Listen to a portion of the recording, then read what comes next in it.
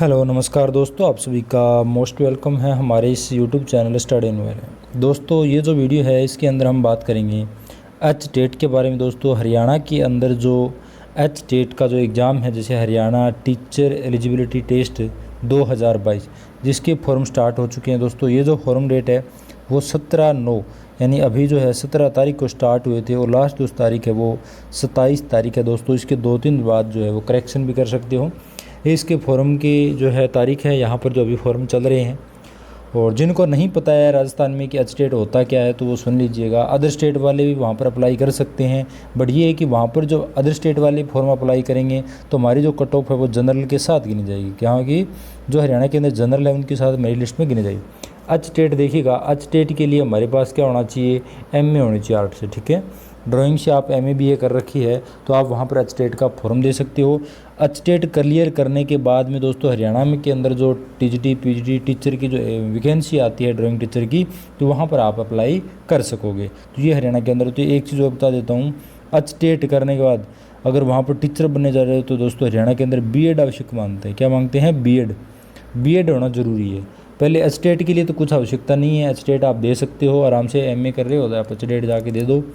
H TET level 2 होते हैं, TGT होता है और एक है PGT, 2 लेवल होते हैं। और आराम से जो है नॉर्मल इसमें क्वेश्चन वगैरह आते हैं, बता दूंगा सिलेबस क्या क्या आता है। तो ये करके आप वहाँ पर जो है एच टेट पास कर लेते हो। उसके बाद में जस्ट कोई वैकेंसी आती है तो वहाँ पर अप्लाई कर देना। जब वैकेंसी में एग्ज़ाम दोगे टीचर का कोई आ गया तो जैसे टेट नहीं मांगते, CTET वगैरह मांगते हैं अदर स्टेट में, हम कहीं भी जाते हैं तो वही चीज़ है हरियाणा के अंदर एच टेट मांगते हैं पहले ना। तो ये करने के बाद जब आप एग्ज़ाम देते हो टीचर का तो उस समय रिजल्ट आ जाता है, तब ये डॉक्यूमेंट वेरीफाई होते हैं ना, तो उस समय आपके पास BEd होना ज़रूरी है। और जिन लोगों के पास BEd है और ड्राइंग से MA है ना, तो उनके लिए बहुत ही सुनहरा मौका है, क्योंकि हरियाणा के अंदर कई बार दोस्तों सीटें जो है खाली रह जाती है बहुत बार ना, तो ऐसा भी होता है हरियाणा के अंदर। तो जिनको नहीं पता है स्टेट के बारे में तो ये चीज़ दे सकता है। बाकी और भी जानकारी आपको चाहिए तो गूगल पर जा करके सर्च कर सकते हो और कमेंट कर सकते हो कि मुझे आपको क्या जानकारी चाहिए, वो बता दूंगा। ठीक है, तो इसमें देखिएगा वैसे 3 लेवल होते हैं, तो हमारे लिए 2 लेवल होते हैं आर्ट वालों के लिए। एक तो होता है TGT और एक होता है PGT। TGT तो होता है वो होता है ट्रेन ग्रेजुएट टीचर होते हैं, और पोस्ट ग्रेजुएट टीचर होता है PGT होता है। ये होता है दोस्तों 11वीं 12वीं है ना, 10वीं से 12वीं, और वो होता है 6ठी से 9वीं क्लास लेकर के ना। इस प्रकार 2 लेवल होते हैं और दोनों में सिलेबस जो है दोस्तों लगभग जो सेम रहता है। यहाँ पर सब्जेक्ट का जो है ना वो PGT के अंदर और TGT में थोड़ा सा है, इससे थोड़ा लेवल थोड़ा सा हाई चला जाता है नॉर्मल सा। बाकी सिलेबस सेम जो है वही टॉपिक रहते हैं। जैसे TGT के अंदर बात करें, PGT में, दोनों में सिलेबस क्या क्या देखिएगा। ये टॉपिक हैं 1 2 3 4 5 6 टॉपिक होते हैं। पहला जो है इसमें लैंग्वेज आती है आपकी, हिंदी और इंग्लिश लैंग्वेज आएगी दोस्तों, यानी हिंदी और अंग्रेजी हो जाते हैं। 15 क्वेश्चन हिंदी के आएंगे, 15 क्वेश्चन अंग्रेजी के आएंगे, टोटल 30 क्वेश्चन आएंगे और 30 ही नंबर के आएंगे दोस्तों। एक क्वेश्चन 1 नंबर का होता है। उसी प्रकार दूसरा पॉइंट है वो चाइल्ड डेवलपमेंट एंड पेडागोजी होता है, जिसमें बाल विकास और शिक्षा शास्त्र जिसको हिंदी में बोलते हैं। इसके भी 30 प्रश्न आएंगे और ये भी आपके 30 नंबर के हो जाएंगे।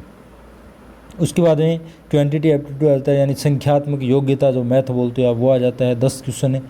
रीजनिंग के भी 10 क्वेश्चन आ जाते हैं। उसके बाद हरियाणा GK जनरल नॉलेज दोस्तों, इसके भी 10 प्रश्न आते हैं। और इसके बाद में आप वहाँ पर एच टेट का एग्ज़ाम दे रहे हो तो आप किस विषय से देना चाहते हो। अगर आप ड्राइंग से देते हो तो ड्राइंग के आपके 60 क्वेश्चन आएंगे। अगर आप मैथ से एच टेट देना चाहते हो तो मैथ के 60 क्वेश्चन आएंगे। अगर आप जियोग्राफी के स्टूडेंट और वहाँ पर एच टेट करना चाहते हो तो जियोग्राफी के 60 क्वेश्चन आएंगे। ये आपके 60 क्वेश्चन आएंगे। और ये दोस्तों 11वीं और 12वीं का जो लेवल है उस स्तर तक के यहाँ पर जो है क्वेश्चन है पूछे जाते हैं 60%। और हर एक क्वेश्चन हर 1 नंबर का होता है दोस्तों। टोटल यानी 150 प्रश्न हो जाते हैं और 150 ही नंबरों के होते हैं। ठीक है, अब देखिए पास मार्किंग क्या है, इसके बारे में चर्चा करते हैं। देखिएगा मिनिमम क्वालिफिकेशन मार्किंग यानी पास मार्किंग क्या है, तो देखिए 60% जो है मिनिमम पास मार्किंग रहती है अदर स्टेट वालों के लिए। अदर स्टेट वालों के लिए कितनी रहती है? 60%। और जो हरियाणा के अंदर है जो जनरल OBC है उनके भी 60% होते हैं। बाकी SC ST PW जो है उनके लिए 55% है। तो 60% यानी कि 150 में से आपको 90% करने होंगे। 90% सही करते ही जो आपका क्या है एच टेट क्वालिफाई हो जाता है। ठीक है दोस्तों, ऐसा ये मेरिट निर्धारित है, वहाँ पर ये नहीं है कि मेरिट बनेगी, ऐसा कुछ नहीं है। ये मेरिट बस फिक्स रहती है उनकी 60%। इससे 1% कम है तो आपका स्टेट नहीं हो पाता है, और 60% होते हैं इसके ऊपर कितने भी हो जाए आपका स्टेट है वो क्लियर हो जाता है। ठीक है दोस्तों, ये चीज़ें अब देखिए 60% करने, जैसे सब्जेक्ट के 60% आते हैं, सपोज करो इसमें से आपने 40 कर लिए, बाकी और जो है ये रीजनिंग आती है, हरियाणा जीके की तरह से 10 क्वेश्चन आते हैं, ईजी आता है, वैसे ज़्यादा लेवल नहीं होता, तो 60 जो है ये आराम से बन जाते हैं। 90% जो 60% है ना वो आराम से हो जाता है 90 क्वेश्चन। ठीक है, तो ये होता है एचटेट दोस्तों। इसके अलावा देखिए एचटेट में जो फाइन आर्ट से जो स्टूडेंट है, ड्राइंग एंड पेंटिंग से जो वहाँ पर एचटेट करना चाहते हैं, टीचर बनना चाहते हैं, तो उनमें एचटेट में क्या क्या सिलेबस में क्या क्या टॉपिक लगते हैं। देखिए कला महत्वपूर्ण ग्रंथ एवं साहित्य, कला महत्वपूर्ण ग्रंथ एवं साहित्य दोस्तों।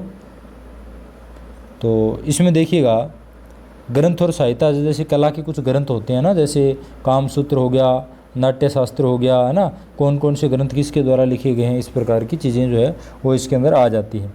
उसके बाद में कलाकारों को प्राप्त उपाधियाँ में उनको कौन कौन से सम्मान मिले हैं, जो भारतीय प्रमुख जो कलाकार है ना उनको क्या क्या उपाधि, जैसे रंगों का जादूगर किसे कहते हैं, पक्षियों का चित्रा किसे कहते हैं, मोर का चित्रा किसे कहते हैं, इस प्रकार जो उनको उपाधियाँ दी गई और जो सम्मान प्राप्त हुए, किसको पद्मश्री पद्म भूषण मिले हुए ना। इसके अलावा तीसरा जो पॉइंट आपको लगता है वो लगता है भारतीय प्रमुख कला संग्रहालय है ना, जो कला संग्रहालय है, जयपुर जो कला संग्रहालय जो है ना, कला भवन हो गया, यानी जो कला संग्रहालय हैं कुछ कुछ जो हमारे भारत के अंदर प्रमुख, उनके बारे में पूछते हैं। उसके बाद में कला की सामान्य जानकारी, जैसे कला की उत्पत्ति कैसे हुई, कला शब्द के बारे में पढ़ना है, और साथ में दोस्तों कला शब्द की जो परिभाषाएँ हैं, जो कुछ कला वैज्ञानिकों द्वारा परिभाषा दी गई है, उसकी सामान्य जानकारी जो आपको होनी चाहिए। इसके अलावा 5वां टॉपिक है वो आता है आपका कला तकनीक और माध्यम दोस्तों, यानी इसको आप विधियाँ बोल सकते हो। क्या बोल सकते हो आप? विधि बोल सकते हो, काम करने की टेक्निक बोल सकते हो, तकनीक है ना।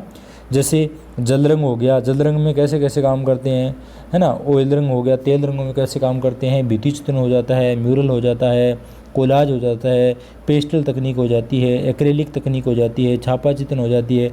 इस प्रकार अलग अलग तकनीक जो है उनके बारे में नॉलेज होना चाहिए। ठीक है, उसके अलावा छठा जो पॉइंट है वो आता है आपका कला तत्व और सिद्धांत, यानी दृश्य कला आ जाती है, जिसके अंदर कला तत्व और जो संयोजन के जैसे सिद्धांत है उनके बारे में पता होना चाहिए। कला तत्व के अंदर दोस्तों रंग रेखा रूप तान हो जाते हैं। उसके बाद में रेखा के बारे में पूछते रहते हैं कि आड़ी रेखा के प्रभाव क्या है, खड़ी रेखा के, फिर रंगों के प्रभाव पूछते हैं कि लाल रंग के जो प्रभाव है वो कौन से हैं, या फिर हरे का विरोधी रंग कौन सा है, इस प्रकार पूछ लेते हैं। यहाँ पर क्वेश्चन 3-4 जरूर आते हैं ना।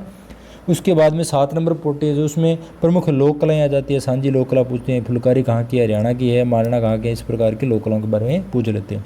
फिर दोस्तों 8 नंबर पॉइंट है जो प्राग ऐतिहासिक काल आ जाता है, यानी इतिहास से पहले का जो काल है, जिसके अंदर प्राग ऐतिहासिक काल के अंदर जो स्थल है ना, पंचमढ़ी, मिर्ज़ापुर, होशंगाबाद, ये सब। और प्राग ऐतिहासिक काल 3 भागों में बांटा गया, पूरा पाषाण काल, मध्य पाषाण काल और नव पाषाण काल।